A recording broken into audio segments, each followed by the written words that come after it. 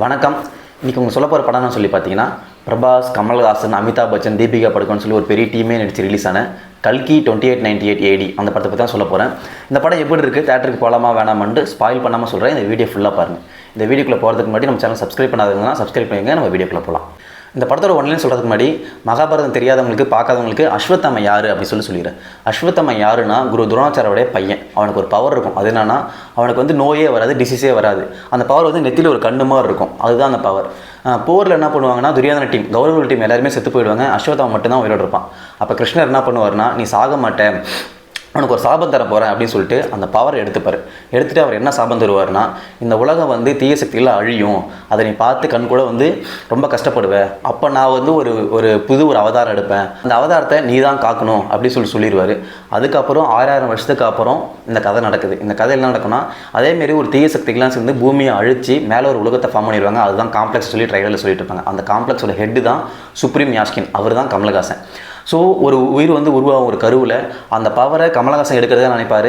அதை காப்பாற்றுறது அஸ்வத்தாமனாக இருப்பார். இவங்க 2 பேருக்குள்ள நடக்கிற போர் தான் கல்கி 2998 ADயோட கதை. படம் உண்மையாலுமே செம்மையாக எடுத்திருக்கான், வேறு லெவலில் இருக்குன்னு ரொம்ப பிடிச்சிருந்துச்சு.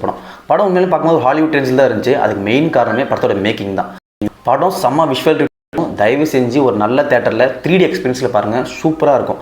நான் படத்தில் பாதி நேரத்தில் கண்ணை சிமிட்டாமல் அப்படியே உட்காந்து பார்த்துட்டு இருந்தேன். எனக்கு படம் அந்தளவுக்கு பிடிச்சிருந்துச்சி. அந்தளவுக்கு செம்ம விஷுவல் ட்ரீட்டாக இருந்துச்சு படம். எனக்கு படத்தில் செட்டும் VF செம்மையாக பண்ணியிருக்காங்க. எது சொல்ல முடியல, one of the best theatre experience இந்த படம் கண்டிப்பாக. படத்தில் மெயினே பார்த்தீங்கன்னா அமிதாப் பச்சன், அதாவது அஸ்வத்தாம நடிச்ச அமிதாப் பச்சனும் தீபிகா படுகோனும் தான்.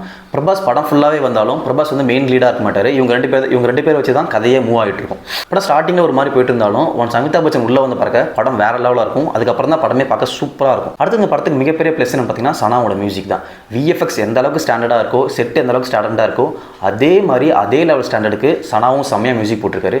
சனாவோட கெரியர் பெஸ்ட் ஃபிலிமாக இருக்கும். பிஜிஎம்லாம் தேட்டரில் கேட்கறதுக்கு செம்ம எக்ஸ்பீரியன்ஸாக இருந்துச்சு. சாங்ஸ் பெருசாக இருந்தாலும் பேக்ரவுண்ட் ஸ்கோர் செம்மையாக பண்ணியிருக்காரு. அதுக்காகவே தேட்டருக்கு போகலாம் கண்டிப்பாக. படத்தில் கேமரா ஒர்க், எடிட்டிங்கு, அப்புறம் மியூசிக் எல்லா டிபார்ட்மெண்ட்டும் சூப்பராக பண்ணியிருக்காங்க. இதுக்கு எல்லாத்துக்கும் மெயின் காரணம் டைரக்ஷன் தான். அவர் தான் இது எல்லாத்தையும் லீட் பண்ணி கொண்டு போய்ப்பான்னு நினைக்கிறேன். படம் நான் திடீர்னு பார்க்கும்போது நான் அந்த அளவுக்கு இருந்த மாதிரி தான் இருந்துச்சு. எனக்கு அந்த அளவுக்கு செம்ம எக்ஸ்பீரியன்ஸ் இருந்துச்சு. படம் வந்து ஒரு 3 மணி நேரம் படம் தான், ஆனால் போனதே தெரியல. அது காரணமே விஷுவல் தான். ஃபுல்லாக விஷுவல் வச்சு நம்ம அழகாக உட்கார வச்சுருவாங்க. அப்படியே படத்தில் எனக்கு ஒரே ஒரு சின்ன குறை தான். அது என்னன்னா, ஃபஸ்ட் ஹாஃபில் பிரபாஸ்க்கு நிறைய தேவையில்லாத போர்ஷன்ஸ் இருக்குது. பிரபாஸோட இன்ட்ரோவே ஒரு 15 நிமிஷம் ஃபைட் இருக்கும். அது தேவையே இல்லை. அது ஒரு ஸ்ட்ராங் ஃபைட்டாக இருந்தாலும் பரவாயில்ல. அந்த புஜ்ஜி கேரக்டர் இருக்கும்ல, அந்த கார் இருக்கும்ல, அதுவும் பிரபாஸும் பேசி ஃபைட் பண்ணிப்பாங்க. பிரபாஸ் தன்னை பில்டப் பண்ணிப்பான், அந்த புஜ்ஜி வந்து அவன் டேமேஜ் பண்ணும். இதெல்லாம் பழைய சீன். ஒரு ஹீரோவுக்கு தேவையில்லாத ஃபுட்டேஜ் வைக்கணும் அப்படின்னு சொல்லிட்டு அவனுங்களே உள்ள எக்ஸ்ட்ரா ஃபுட்டேஜ் வச்சு இந்த படத்தை கொஞ்சம் ஸ்பாயில் பண்ணுறானுங்க அவனுங்களே. அது ஏன் பண்ணுறாங்கன்னு தெரியவே இல்லை. ஒரு ஸ்டாண்டர்டான படம் எடுக்கிறோம், ரொம்ப ஒரு வேர்ல்டு கிளாஸ் படம் எடுக்கிறோம் அப்படின்னா ஹீரோக்கானதெல்லாம் பண்ணாமல் நீட்டாக கதைக்கு என்ன தேவையோ அதை மட்டும் கொண்டு போயிருந்தால் படம் ஒன்றுமே செமையாக இருந்திருக்கும். ஒரு சின்ன மைனஸ் கூட கிடச்சிருக்காது. அது இல்லாமல் தேவையில்லாமல் ஒரு லோ போர்ஷன் இருக்குது. அதெல்லாம் தேவையே இல்லை, கட் பண்ணி தூக்கி போட்டுருக்கலாம். சரி, எனக்கு மட்டும் தான் அப்படி ஃபீல் ஆச்சு அப்படின்னு நினச்சேன். ஃப்ரெண்டு ஒருத்தன் கூட வந்திருந்தான், அவன்கிட்ட கேட்டேன். அவனும் இதே தான் சொன்னான். படம் ஃபுல்லாகவே செமையாக இருக்குடா, அந்த ஃபஸ்ட் ஹாஃபில் சின்ன போர்ஷனை கட் பண்ணியிருந்தால் இன்னும் சூப்பராக இருந்திருக்கும் அப்படின்னு சொன்னான். படத்தை பற்றி சிம்பிளாக ஒன் வேர்டில் அப்படி சொல்லணும்னு சொன்னால், கல்கி அவதாரம் ஐஃபன் ஹாலிவுட் அவதாரம். படம் கண்டிப்பாக தேட்டர் போங்க. நான் செம்மையாக எக்ஸ்பீரியன்ஸ் பண்ணேன். நீங்களும் பயங்கரமாக என்ஜாய் பண்ணுவீங்க தேட்டரில் போய் பார்த்தீங்கன்னா. நான் ஹாலிவுட் படம் நிறையா பார்த்துருக்கேன், இதெல்லாம் அந்தளவுக்கு ஒர்த்து கிடையாது அப்படின்னு சொல்லிட்டு நாலேஜபிள் க்ரௌட் மாதிரி பேசாமல், இந்த படம் எப்படி இருக்குது, இந்த படம் உங்களுக்கு என்ன எக்ஸ்பீரியன்ஸ் ஆகுது அதை மட்டும் பாருங்கள். படம் கண்டிப்பாக உங்களுக்கு பிடிக்கும்.